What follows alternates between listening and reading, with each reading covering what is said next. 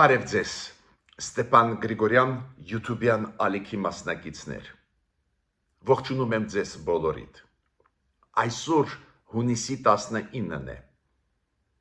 Պարզ է այսօր կխոսենք նրա հետ,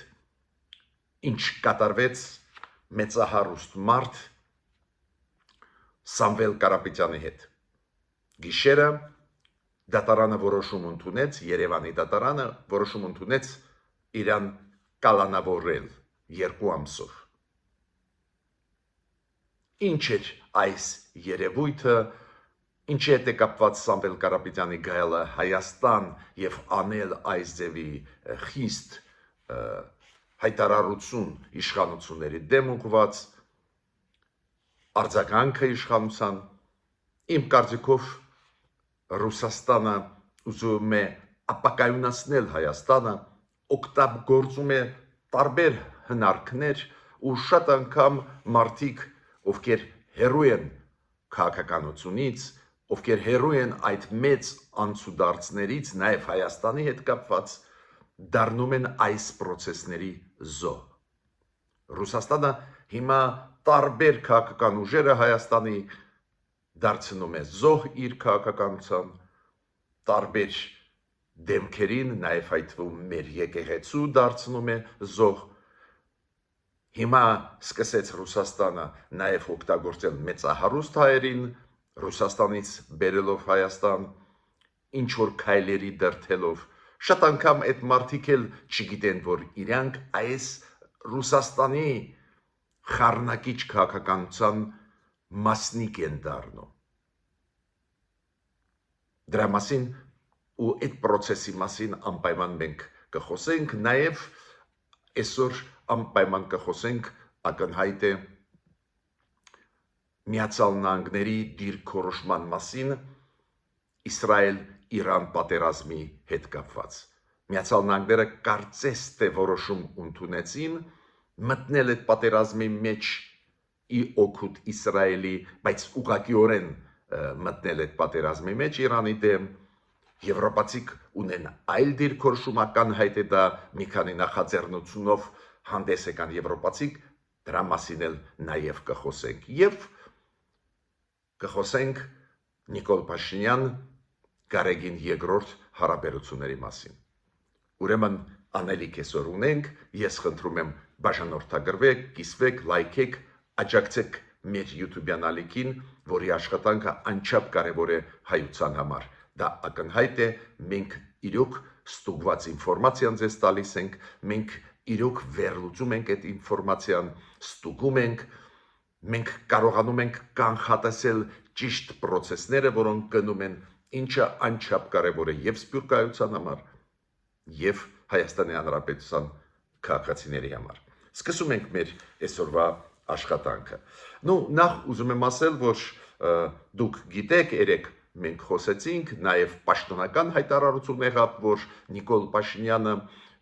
նախագահ Էրդողանի հրավերով կմեկնի Ստամբուլ ամսի 20-ին, վաղը բանակցություններ կլինեն ամենաբարձր մակարդակով Թուրքիա-Հայաստան հետագարկիր process է, բայց նորություն կա, Ալիևը կմեկնի Ստամբուլ այսօր, մի օր առաջ, պարզ է խառնվեց Ալիևը, վախեցավ, որ ստեղ կարող է դրական ինչ-որ զարգացումներ լինել, չի ուզում բաց թողնել պահը, ու մի օր շուտ այսօր Ալիևը հանդիպելու է Էրդողանի հետ։ Հիմա Միացյալ Նահանգներ Իրան հարաբերություններ։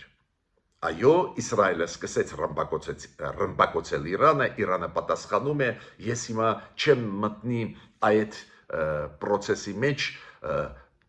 ներկայացրել եմ ձեզ ինչքան ծանր են գնում այս process-ը,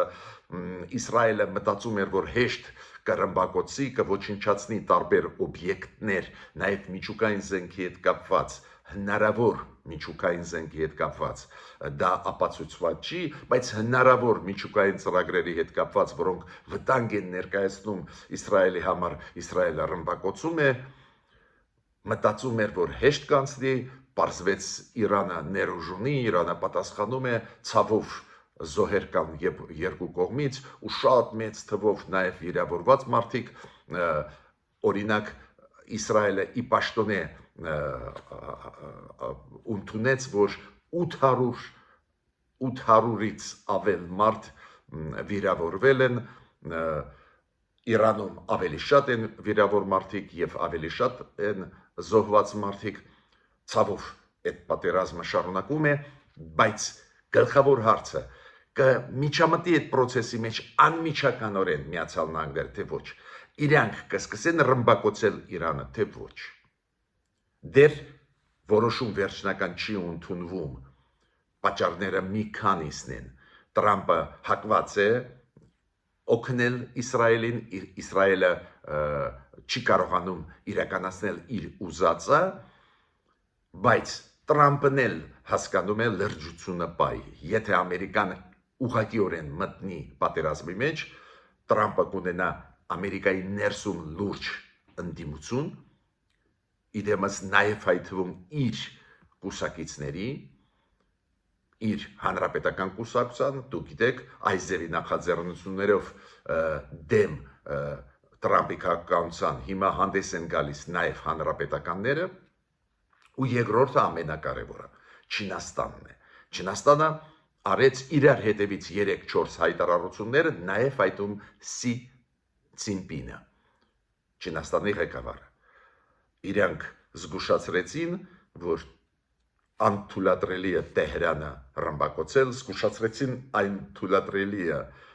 պատերազմը շարունակել, Չինաստանը զգուշացրեց, որ պետք է դադարան պատերազմական գործողությունները Իրանի դեմ։ Դա լուրջ է։ Կարելի է անտեսել, բայց հետևանքները ամերիկացիք հասկանում են, որ կլինեն լուրջ, դա է պատճառը, որ անընդհատ օրը 4-5 անգամ Դոնալդ Տրամպը հայտարարություններ է անում, դիմում է իրանցիներին, դիմում է Իրանի հոգևոր առաջնորդին, Համենեին, որ ինքը կապիտուլյացիան ընդունի, Տրամպը այդպես էլ ասեց, որ անվերապահ կապիտուլյացիան պետք է ընդունի Ալի Համենեին, հոգևոր առաջնորդը, Իրանի հոգևոր առաջնորդը մերժեց, ինքը ասեց, որ սկսվում է ճակատամարտը։ Տրամպը ասեց, դե այդ դեպքում քեզ հաջողություն, պարզ է ակնարկ ունենալով, որ մենք կաջակցենք Իսրայելին, Տրամպը նաև այրեց հայտարարություն, որ թույլ է տալիս Իսրայելին շարունակել պատերազմ, լուրջ է վիճակը, բայց ես տեղ պետք է ասեմ, որ շատ մեծ հույսեր եմ կապում հենց եվրոպացիների հետ, ուզում եմ զգուշացնել, որ Եվրոպայի 3 արտգործնախարարները, Ֆրանսիա, Գերմանիա, Մեծ Բրիտանիա, հայտարարեցին, որ վաղը կսկսվեն բանակցություններ Իրանի արտգործնախարարի հետ։ Եվրոպան ուզում է հավաստիացում ստանալ եւ երաշխիքներ ունենալ, որ Իրանը միջուկային ծրագրերը օգտագործելով չի հասնի նրան, որ սկսի արտադրել միջուկային զենք։ Ոչ ոք չի ուզում, որ միջուկային զենքը տարածվի, ստեղ ոչ ոք չի անում դիտողություն Իսրայելին կամ Միացյալ Նահանգներին, բոլորս հասկանում ենք, որ միջուկային զենքը չպետք է տարածվի, դա վտանգ է բոլորի համար, ու պարզ է առաջին Իսրայելի համար, դրա համար Իսրայելը սկսեց այս պատերազմը, բայց Եվրոպան ասում է, նաև այդ թվում նախագահ Մակրոնը եւ նաև նախագահ Էմանուել Մակրոնը, որ այդ դեպքում եթե Իսրայելին մտահոգում են միջուկային ծրագրերը Իրանի, ինչու Իսրայելը ռմբակոծում է ոչ միայն միջուկային ծրագրերը, այն գործարանները, որոնք կապ ունեն միջուկային ծրագրերի հետ։ Ինչի Իսրայելը ռմբակոծում է այլ օբյեկտներ, նաև այդ թվում քաղաքացիական օբյեկտներ։ Հերոստա աշտարակը Տեհրանի ռմբակոծեցին, ռմբակոծեցին շատ ու շատ այլ օբյեկտներ, օրինակ նավթամշակման գործարաններ, օրինակ արդյունաբերության օբյեկտներ, ու Էմանուել Մակրոնը պահանջեց Իսրայելին սահմանափակել միայն միջուկային ծրագրերի հետ կապված գործարաններով։ Ուրեմն մենք տեսնում ենք Եվրոպայի դիրքորոշումը այլ է։ Եվրոմիության շատ կարևոր պաշտոնյան հայտարարություն արեց, որ իրանք ոչ մի կապ չունեն այն գաղափարի հետ, որ պետք է փոխել իշխանությունը Իրանում։ Եվրոպան այս ձևի որոշումներ չի ընդունել։ Դուք տեսնում եք տարբերությունը Եվրոպայի եւ Միացյալ Նահանգների քաղաքականության նկատմամբ այս պատերազմի, որը սկսեց Իրանը, կներեք, սկսեց Իսրայելը Իրանի դեմ։ Իրանը իրոք սկսեց պատասխանել ու լարված ծանր վիճակ է։ Բայց եթե դուք տեսնում եք Միացյալ Նահանգները անվերապահորեն աջակցում են Իսրայելին, նույնիսկ պատրաստվում են մտնել պատերազմի մեջ, ինչը որակական փոփոխություն կկատարի Մերձավոր Արևելքում, դա կարող է բերել բարիբուն իմաստով երրորդ համաշխարհային պատերազմի, քանի որ ես ինչքան հասկացա Չինաստանը դա չի հանդուրժի, բացի դրանից նույնիսկ Եվրոպան, որը հստակ ասում է մենք Իսրայելի կողքն ենք, Իսրայելը իրավունք ունի ապրելու, գոյություն ունենալու, ու Իրանը իրավունք չունի ունենալ միջուկային զենք, այնուամենայնիվ մենք ասում ենք, որ բանակցությունների պետք է անցնել, դեէսկալացիա պետք է լինի։ Բարդ է վիճակը, պարտավոր ենք մենք էլ հետևենք, մենք տեսնում ենք ինչ անցուդարձ է գնում աշխարհում, ու պարզ է պետք է հետևենք, քանի որ հետևանքները այս մեծ ծանր process-ի մենք տեսնում ենք մեր աչքերով։ Հիմա Սամվել Կարապետյանի մասին։ Դուք գիտեք Սամվել Կարապետյան մեծահարուստ մարդ, Ռուսաստանից, մարդ, որը շատ ու շատ տարբեր ծրագրեր էր անում, նաև այդ թվում Հայաստանում, նաև սեփականատերն է Հայաստանի էլեկտրական ցանցերի, Տաշիր գրուպի ղեկավար,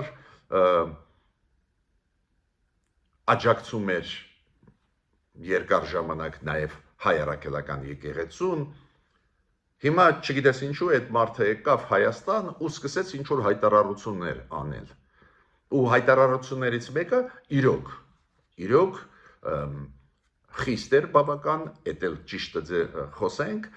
որտեղ որ ինքը ակնարկարեց, որ իր ձևերով այսօրվա Հայաստանի իշխանությունների հարցերը կլուծի։ Պարզ է, զարմանալի կլիներ, եթե իշխանությունները չպատասխանեին Սամվել Կարապետյանին։ Իշխանությունները պատասխանեցին, իր դեմ հարուցվեց գործ, ու այդ գործը, որը հարուցվեց իր դեմ, հենց կապված է սահմանադրական կարգի փորձ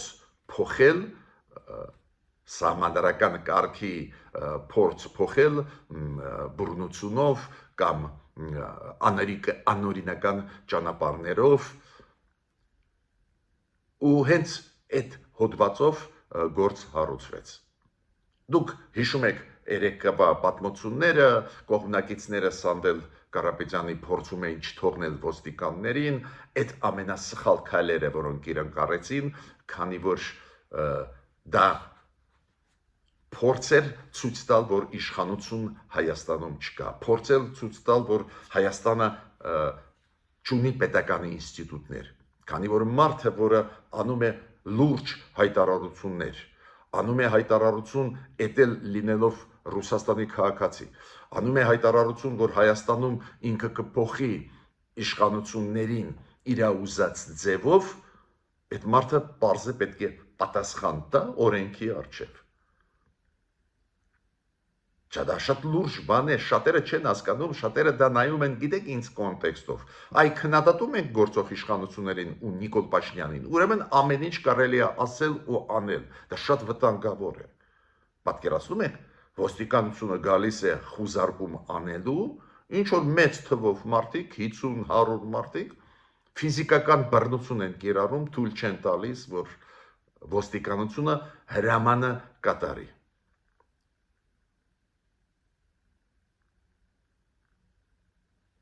Ակնհայտ ճնշում պետական ինստիտուտների վրա, սպառնալիքներ, բարձր իշխանությունները պետք է արձագանքեին ու արձագանքեցին ու ի վերջո դատարանը ուշ գիշերը որոշում ընդունեց կալանավորել 2 ամսով Սամվել Կարապետյանին։ Բայց այս պատմությանը ես նայում եմ այլ տեսանկյունից։ Ակնհայտ է, որ Ռուսաստանին հանգիստ չի տալիս, որ իշխանությունները Հայաստանի սկսեցին դիվերսիֆիկացնել էներգետիկան, ռազմատեխնիկական համագործակցությունը, արտաքին քաղաքականությունը։ Ռուսաստանը կորցնում է Հայաստանը, ու Ռուսաստանը ինքը, Պուտինյան, Ռուսաստանը մեղավոր է, որ կորցնում է Հայաստանը։ Ռուսաստանը չի ապահովում մեր անվտանգությունը, չի կատարում իր պարտականությունները ռազմական կամ ստրատեգիկ գործընկերոջը, բարձր Հայաստանը ման է գալիս այլ պարտներներ, ինտեգրվում է Եվրոպայի հետ, ակտիվ աշխատում է Միացյալ Նահանգների հետ, բայց նաև Հայաստանը ակտիվ աշխատում է արաբական աշխարհի հետ, բարձր է հարևանների հետ, առաջերտին Իրան, Վրաստան, փորձում է լեզու գտնել Թուրքիայի եւ Ադրբեջանի, ու Ռուսաստանը բարձր դեմ է։ Ռուսաստանը չի ուզում մեզ օգնել, միաժամանակ չի ուզում աջակցել, կամ չի ունի հնարավորություն աջակցել։ Բայց մենք մեր ճառը պետք է տնենք, մենք պետք է փորձենք բազմավեկտոր քաղաքականությունը կամ բալանսավորված, ոնց ուզում է թող ասի մեր իշխանությունը, փորձում է դա անել ու ակտիվ աշխատում է ու հանգիստ չի տալիս Ռուսաստանին։ Ու Ռուսաստանը սկսեց այդ իր պրո-ռուսական ուժերին, ազգային ժողովում, այլ տարբեր կրիմինալներին, կապված նաև Ռուսաստանի կրիմինալի հետ, սկսեց օգտագործել իշխանության դեմ, Հայաստանի դեմ։ Բան չստացվեց։ Այս 1-2 տարի լարված վիճակում պահելով Հայաստանը բան չստացվեց։ Դրա համար սկսեցին օգտագործել առանձին դեմքերին մեր հայրաքելական եկեղեցուց։ Հիմա սկսեցին օգտագործել բիզնեսի ներկայացուցիչներին հայ ազգությամբ մարդկանց։ Ու պարզ ձեզ ասեմ, չմտածեք, որ այդ մարդիկ գիտեն, որ իրանց օգտագործում են։ Հենց հիբրիդային պատերազմի նյուանսները ինչու են կայանում, որ մարդկանց օգտագործում են մեր պետության դեմ, բայց այդ մարդիկ հաճախ չեն էլ հասկանում դա։ Օգտագործել այդ ձևի մարդկանց շատ հեշտ է խաղալով էմոցիաների վրա։ Այ ասում են, տեսակ, Նիկոլ Փաշինյանը դուրս եկավ հայրաքելական եկեղեցու դեմ։ Նիկոլ Փաշինյանը պատմությունը չի հարգում։ Նիկոլ Փաշինյանը գնում է թուրքերի հետ լեզու գտնելու։ Ու այդ էմոցիաներին վրա խաղալով օգտագործում են։ Հիմա Սամվել Կարապետյանը մարդ իմ կարծիքով, որը ունի իր տեսակետները, նաև ինչա հայրենիքը, ոնց պետք է սիրել հայրենիքը, կարևորությունը եկեղեցու, պատկերացնում եք, լցրեցին գլուխը այդ մարդու այդ սախ այդ գաղափարները, որ ծախում են, հանձնում են հայրենիքը, հանձնեցին Արցախը եւ այլ, մինչդեռ Արցախը օրինակ հանձնեց հենց Ռուսաստանը ու Սամվել Կարապետյանին ու իր կողմնակիցներին պետք է ասել, որ այո, Արցախը հանձնեց հենց Ռուսաստանը, դուք պետք է միտինգներ, բողոքներ անցկացնեք Մոսկվայում, այլ ոչ թե Երևանում։ Ու բարձր լցրեցին, հիմա այդ մարդը եկավ, մտահոգված ինչ-որ հայտարարություններ արեց, ու այդ հայտարարությունների մեջ ակնհայտ սպառնալիք Հայաստանի սուվերենության հետ կապված, ակնհայտ սպառնալիք մեր սահմանադրական կարգի նկատմամբ։ Եթե մարդը ասում է մեր ձևերով կլուծենք իշխանության հարցը Հայաստանում, դա նշանակում է շրջանցելով ընտրությունները 2026 թվականի մարդը ուզում է փոխել իրավիճակը։ Ու պարզ է, որ իշխանությունը պետք է արձագանքել։ Արձագանքեց իշխանությունը, գործ հարուցվեց, համապատասխան քայլեր արվեցին, վերջում 3 ուշ գիշերը 12-ի կողմերը դատարանը որոշում ընդունեց, Երևանի դատարանը կալանավորել Սամվել Կարապետյանին։ Նիկոլ Փաշինյանը նաև ասեց, որ նախագիծը օրենքի փոխանցված է ազգային ժողով պարզ է շատ արագ կընդունեն դա, որ Հայաստանի էլեկտրական ցանցերը պետականացվում են, կոպիտ ասած դառնում են պետական սեփականություն։ Դա կոչվում է նացիոնալիզացիա, ազգայնացում կարվի այս օբյեկտի։ Ճիշտ է ձեզ ասեմ, այս Հայաստանի էլեկտրական ցանցերի հետ կապված հիշում եք շատ էին բողոքները, որ էֆեկտիվ չի աշխատում, պարբերաբար Երևանում անջատվում են հոսանքը եւ այլ, բայց այս ճանապարհով չգնաց իշխանությունը, այս ճանապարհով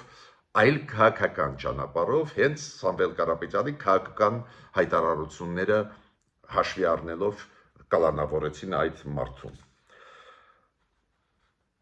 Որտեղից նաև ես տեսնում եմ, որ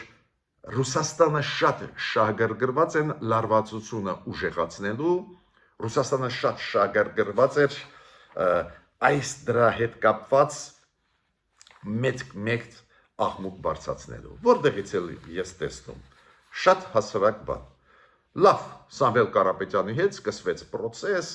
հիշում եք երեք ոստիկանություն, խուզարկում իր տանը, բայց չեք պատկերացնում Ռուսաստանում ինչ աղմուկ բարձրացավ։ Մարիա Զախարովան այդ թեմային մենակ մեկ օրվա մեջ 3 անգամ անդրադարձավ։ Հայտարարություններ, անօրինական քայլեր Ռուսաստանի քաղաքացու նկատմամբ Մարիա Զախարովան։ Հետո ավելի ուշ սկսեց ինչ-որ զուգահեռ անցկացնել մեջբերումներ, բերել Նիկոլ Փաշինյանը 2018 թվին, երբ որ Նիկոլ Փաշինյանը ասում էր, որ մենք պետք է ինվեստիցիան բերենք Հայաստան, մթնոլորտ ստեղծենք, որ գործարար մարդիկ գան, ու սկսեց ասել, տեսակ, հակառակը Նիկոլ Փաշինյանը հիմա անում է նացիոնալիզացիան, սեփականության հակառակ ճանապարհով գնում։ Ինչ-որ եկավ վերլուծություններ ու հայտարարություններ, Մարիա Զախարովան ի վերջո պաշտոնական ներկայացուցիչն է արտգործնախարարության։ Ակնհայտ է, որ Ռուսաստանը դրթեց այդ մարդու այդ քայլերի, ակնհայտ է դա, անպայման չի, որ ուղղակիորեն այդ մարդուն ասվի տարբեր մեխանիզմներով, KGB-ական մեթոդներով, ՖՍԲ-ական բերեցին նրան, որ այդ մարդը դուրս եկավ Հայաստանի պետականության դեմ, ոչ միայն իշխանության դեմ, Ռուսաստանի եկեղեցին, ռուս ուղղապար եկեղեցու պաշտոնական ներկայացուցիչները հանդես եկան հայտարարությամբ, բավական կոշտ հայտարարությամբ, դատապարտեցին Հայաստանի իշխանությունները անօրինականության համար եւ այլ, Կալուգայի գուբերնատորը մարզպետը ելույթ ունեցավ իօգուտ Սամվել Կարապետյանի։ Ինձ մոտ տպավորություն էր, որ պատրաստ էին այդ զարգացումների ու նույն պահին արձագանքեցին, մեծ աղմուկ բարձրացրեցին, ինչ որ Պետդումայի պատգամավորներ Պուտինի կուսակցությունից հայտարարություններ էին անում մեր իշխանության դեմ, Սալավյովի խայտարակ այդ ծրագրով ելույթը, ուղղակի խայտարակ ելույթը, վիրավորանքներ հայ ժողովրդի նկատմամբ, այսօրվա իշխանությունների նկատմամբ, պետականության նկատմամբ։ Դուք գիտեք, որ երեք ազգային ժողովում Արարատ Միրզոյանին, արտգործնախարարին Հայաստանի հարց տվեցին, բայց դուք ինչ-որ ընթացք տալիս եք այդ process-ներին։ Ռուսաստանը այս ձևի ռուսական պետական ալիքները օգտագործում են Հայաստանի դեմ ռոպագանդա անցկացնելու Հայաստանի դեմ, ու Արարատ Միրզոյանը ասեց, որ մենք պաշտոնական նամակ ուղարկել ենք Ռուսաստանին, որ դա միջամտությունն է Հայաստանի ներքին գործերի մեջ, ակնհայտ դա միջամտություն է Հայաստանի ներքին գործերի մեջ, բայց միտքս ինչու՞մ է կայանում։ Միտքս նրանում է կայանում, որ Ռուսաստանը շարունակում է փորձեր անել ապակայունացնել Հայաստանը։ Ինչ է նշանակում, որ մարդիկ քննադատելով, պայքարելով իշխանության դեմ, նաև այդում օտար երկրացիք սպառնում են Հայաստանին, սպառնում են իշխանություններին, կոչեր են անում չենթարկվել, պատկերացնում եք, մի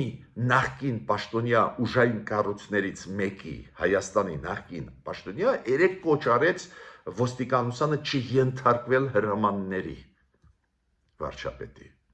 կամ նախարարի ներքին գործերի։ Պատկերացնում եք։ Ես կոչ եմ անում կառավարությանը։ Դուք ունեք լիազորություն ու պետք է օգտագործեք։ Մարդիկ, ովքեր կոչ են անում չենթարկվել իշխանություններին, պետք է կալանավորվեն։ Այդ process-ը պետք է ուժեղացնել, քանի որ մեզ ուզում են ապակայունացնել։ Մեզանից ուզում են հենց այդ դեմոկրատիան խլել։ Ցավում եմ, որ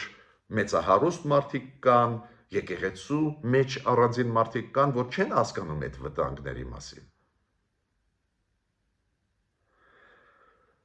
Ես պետք է ասեմ, որ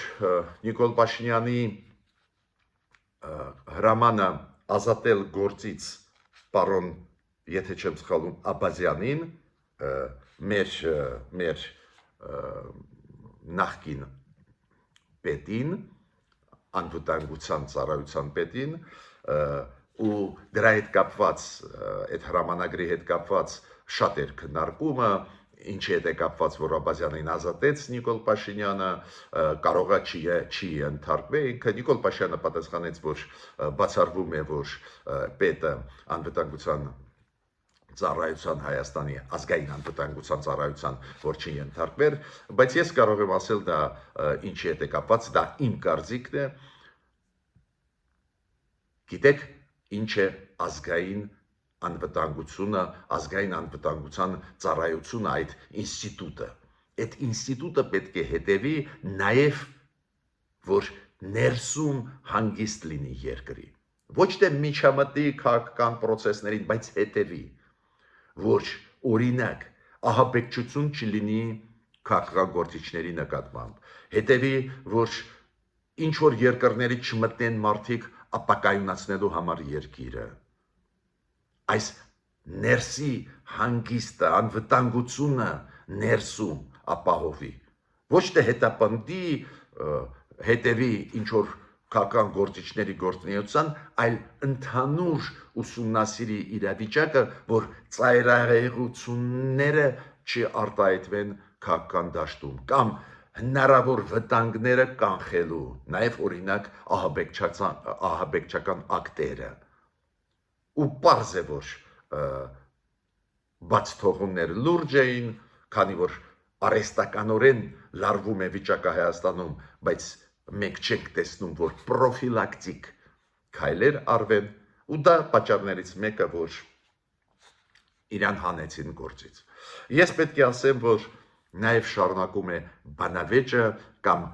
բավական լարված վիճակ Նիկոլ Փաշինյան Գարեգին II կաթողիկոս, փորձ է արվում տեղափոխել այդ սրված հարաբերությունները ու պահանջը Նիկոլ Փաշինյանի, որ կաթողիկոսը հրաժարական տա,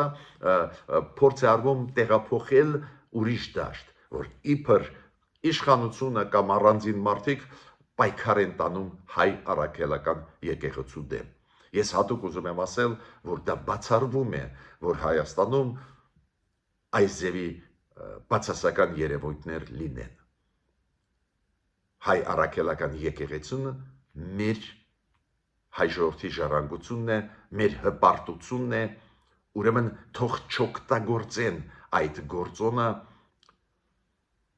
քանդելու մեր երկիրը, ապակայունացնելու մեր երկիրը։ Այո, կա պրոբլեմ, Նիկոլ Փաշինյանը առանձին դեպքերում խիստ ելույթներ է ունենում, առանձին դեպքերում բարապաշարի հետ կապված մենք կարող ենք քննարկում անել, բայց իր հարցադրումները կան ու մենք չենք ստանում պատասխան։ Ու ամենավտանգավորը, որ այն մարդիկ, ովքեր պետք է տան այդ պատասխանը, այդպես են անում, որ տեղափոխում են այլ դաշտ այս լարված հարաբերություններ Նիկոլ Փաշինյան Գարեգին II, փորձում են տեղափոխել դաշտ, որ իբր գնում է պայքար հայ առաքելական եկեղեցու դեմ։ Այդպես բան չկա, պետք չի մտահոգված լինել, անհանգստանալ, այս դեպի բան չկա։ Ես ավարտեցի իմ ելույթը այսօրվա, խնդրում եմ բաժանորդագրվել, կիսվել, լայքել, մեր աշխատանքը մենք պետք է շարունակենք էֆեկտիվ, ակտիվ ու ամեն ինչ անել, որ վեճերը ներսի, եթե նույնիսկ կան լրջագույն խնդիրներ եւ կան, անպայման լուծվեն քննարկումների միջոցով, բանակցությունների միջոցով, օրենքների շրջանակներում։ Անչափ դա կարևոր է, քանի որ միտումնավոր փորձ է արվում ապակայունացնել Հայաստանը։ Մինչ նոր հանդիպումներ։